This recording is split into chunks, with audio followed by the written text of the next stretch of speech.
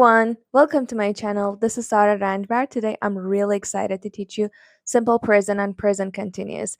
Don't forget to subscribe me and turn on the notification button. Okay everyone, let's go. But first of all, I need to tell you that in this video, I'm not going to give you a lecture to say what simple present is or what structure does it have. I want you to think and guess and first analyze what I'm talking about, what these examples are, and then little by little, you will figure out and understand completely the tense inductively. So let's go. I usually work at home. You study French every Monday. We don't play football in the yard. Guys, now the questions are going to be started. Listen to me carefully. Are these sentences about past? No. Are they about future? No. Are they about something is happening right now? No. Are they about something is happening regularly? Exactly, because it says I usually. So regularly, actually, usually he does something like this, or I do something like this. You study French every Monday. Every Monday is like a cycle. He does it, or you do it every Monday. It's again like a cycle. So we call it something is happening regularly, or you do something regularly. We don't play football in the yard.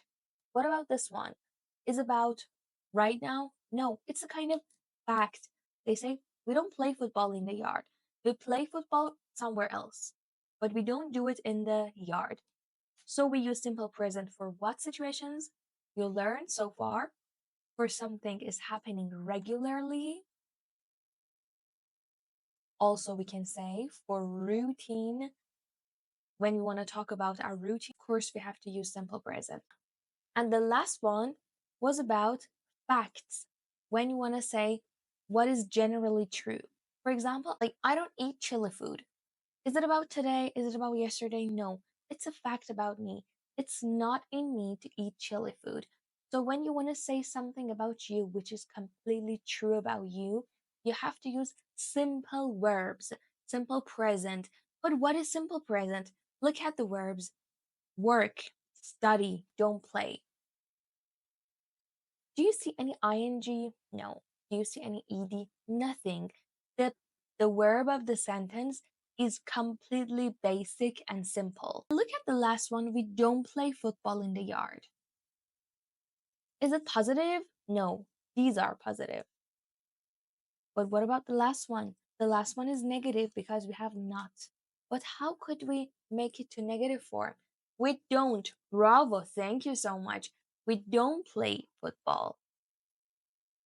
Why don't? Whenever in your sentences you have I, you, we, they as a subject, I, you, we, they as subject, your verb in positive form is simple, and in negative form it has don't,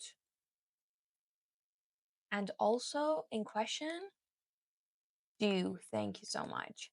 For example, I usually work at home. How can we make it to question form? Do you usually work at home? Bravo, thank you so much. So we added do at the beginning of the sentence, and then the other parts of the sentence came after that. Let's go for another part. Sophie watches Friends every night. He starts his work at 9. Alex doesn't drive on rainy days. It doesn't snow in Dubai. Exactly, the usage or the meaning of the sentences are like the previous ones. For example, either they're about routine or about something is a fact. But what is different here? Look at the verbs. Exactly, each verb has something at the end of it, which is called Sophie watches Friends every night. Who? Sophie. Okay. He starts his work at 9. Who? This guy. Why? Exactly, because they're about third person singular. When we have he, she, it, we add s at the end of our verb in simple present. Okay, look at the rest of them. Alex doesn't drive on rainy days. It doesn't snow in Dubai. Are they positive? No, they're negative. Thank you. How could we make them to negative form? By adding doesn't. Thank you so much. So when we have he, she, it in positive form, we have s. In negative form, we add does, doesn't. But what is the form of the verb after doesn't? Look at the example. Alex doesn't drive. Drive. It's simple, exactly. So after doesn't, we have base form of a verb, not s. Did you pay attention? For example, he starts his work at 9 o'clock. Let's make it to negative form together. He, okay. He doesn't, great, doesn't start, doesn't start his work at 9 and the rest of the sentence. So after doesn't, we don't have s plus base form. It's really important. And let's go for question 4. For example, Sophie watches Friends every night. How can we make it to question form? By adding does. Thank you. Thank you. By adding does in the beginning. Does Sophie watches? No. Does Sophie watch Friends every night? Does Sophie watch Friends every night? Great. So for question form, we have does in the beginning plus base form. Amazing, guys. Let's go for next section. Hannah always has pizza in the restaurant. Guys, has mean eats. So Hannah always eats or has pizza in the restaurant. Germans are never late. She's often in hurry. I sometimes smoke. What are these blue words? We have the name of them here. Adverbs of frequency. Thank you so much. Are they verb? No, they're adverb. At what kind of adverb? Thank you so much. They're adverb of time. Actually, they're telling us how often we do something. For example, Hannah always. Okay. How often does she eat pizza? Always. German are never late. Are German late? No, they aren't. They're never late. She's often in hurry. How often is she in hurry? Often, exactly. I sometimes smoke. How often do I smoke? Sometimes. But the most important point here is where should we locate these words? Look at them. Here are some differences between two of these sentences. Let's call them A, B, C, and D. Okay. Which of them are similar? Perfect. B and C are similar. Why? Because their verb are to be. Yeah? So, Germans are never late. She is often in hurry. There is never after are. So we say adverbs of frequency come after be. Exactly. But what about sentences A and D? Hannah always has pizza. I sometimes smoke. Where are the adverbs of frequencies in these sentences? Thank you so much. Before the main verb, before has, before smoke. So adverbs of frequency come after be verb and before main verb. Well done, well done. So let's learn more about adverbs of frequency. What are they exactly? They're actually family. Always 100% of time. Often 80%. Usually 60%. Sometimes 50%. Hardly ever, or we say rarely. 30% of time. And the last one, never. Here's a point about never. Here's a point about never, let me tell you. Look at here. Germans are never late. Whenever you want to use never, what kind of verb do you have? Is it positive or negative? Thank you, it's positive. So never always comes with positive verbs in positive sentences. That was all you needed to know about simple present. Now I want you to think about your routine and make different sentences about what you do from morning to night. For example, I usually wake up at 8. I have my breakfast at 8:30. I start my work at 9. Did I have special verbs? No, they were completely simple. Did they have S?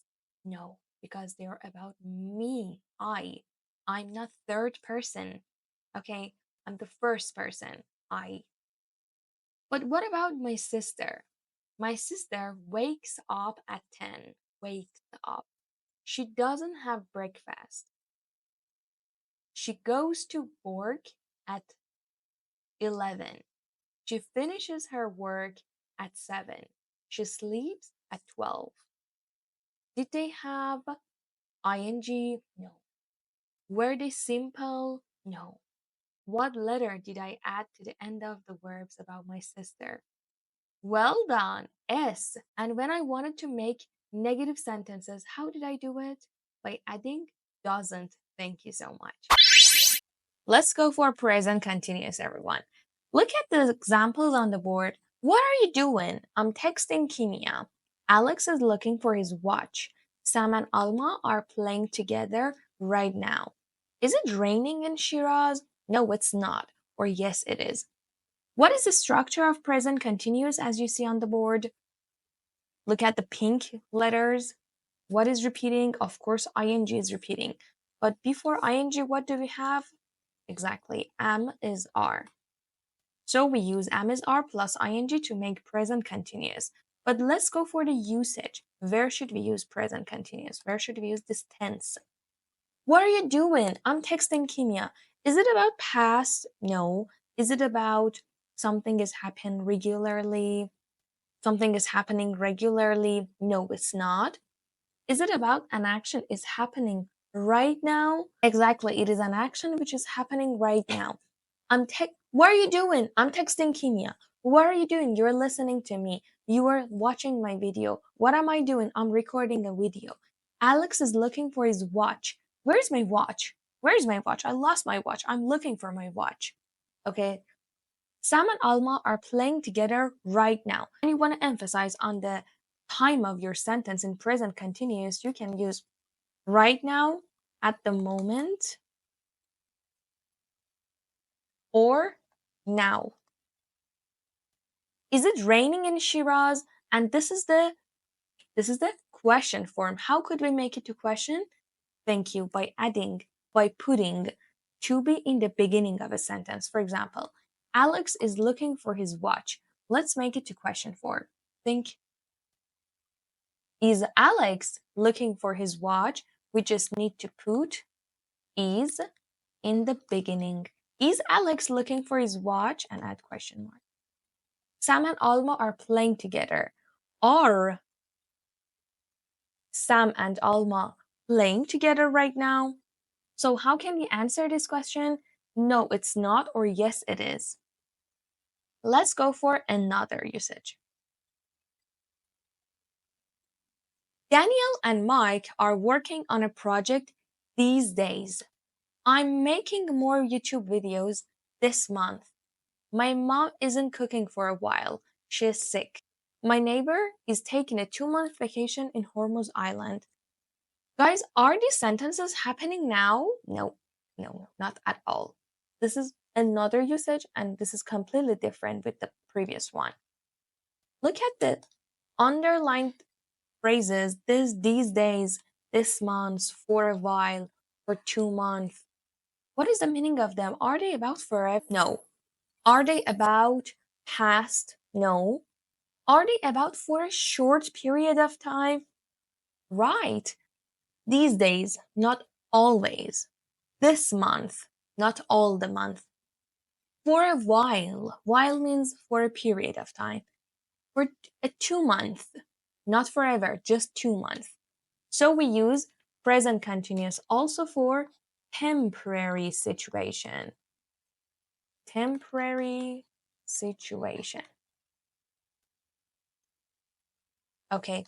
Temporary means short period of time. And another usage, usage number 3. Look at these photos. If I want to say what people are doing in this photo, again, I have to use present continuous, exactly.